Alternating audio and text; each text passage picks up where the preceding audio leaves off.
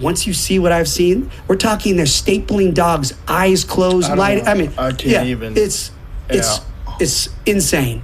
The LA Times reporting Pratt and his family live in a Carpinteria rental home owned by his father since their home was destroyed in the Palisades fire.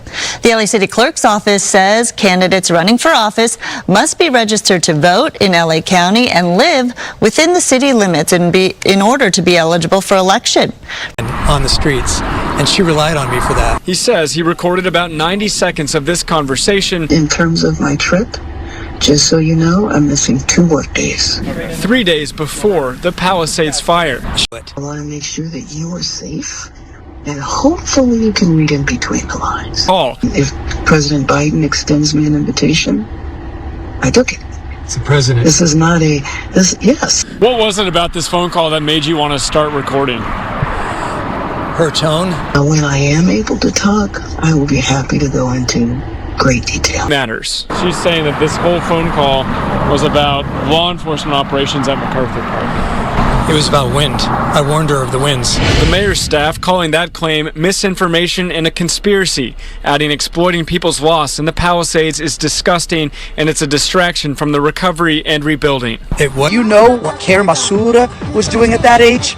You guessed it, going to Cuba to support the communist revolution and Fidel Castro's oppressive regime.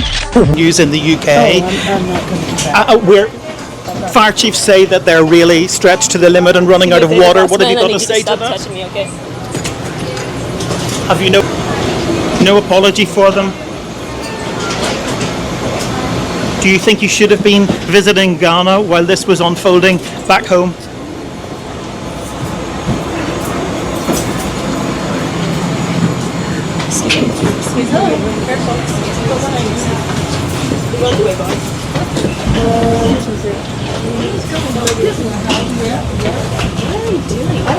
Again, have you anything to say to the citizens today as you return? No. Ma'am, hold on 1 second. Madam Mayor, just a few words for the citizens today as you return to deal with the catastrophe. You know what Karen Masura was doing at that age? You guessed it, going to Cuba to support the communist revolution and Fidel Castro's oppressive regime? What? Karen Masura is a card-carrying member of the Communist Front Group, the Venceremos Brigade, an anti-American communist solidarity organization in which she actively worked for years to undermine the U.S. and prop up the communist revolution in Cuba? Does this sound normal to you? Who in the heck spends their 20s supporting a violent communist dictatorship in a foreign country? What were you doing at 19 years old? Some reports have shown that Karen Masura's communist organization was actually involved in intelligence training ops on behalf of the Cuban regime, and some of the members actually bombed the U.S. Capitol in 1983. There's a legitimate possibility that Karen Masura is a literal communist spy, which experienced the empty store shelves, the decrepit infrastructure, the choking censorship and surveillance, the secret police thugs, the death and destruction that Fidel Castro and other commie dictators ushered in. Communism is responsible for more mass death in just the last century than anything else in the history of the world.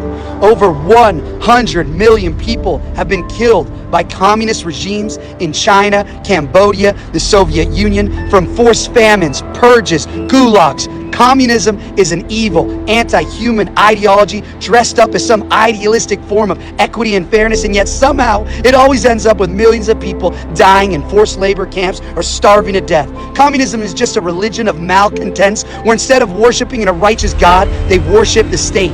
And whatever the state says, goes. So there's the street issue with the zombies abusing dogs, and then the city just mass murdering dogs because they're not getting the proper funding and facilities, and they're not spaying and neutering and enforcing all the laws to keep, street breeders from just flooding the streets with the dogs. So once you see what I've seen, we're talking they're stapling dogs, eyes closed, light. I mean, I can't even. It's insane. the shelters alone, where it's the city is doing mass murder because they're not giving these people enough funding. And I'm convinced now they must make money off of euthanizing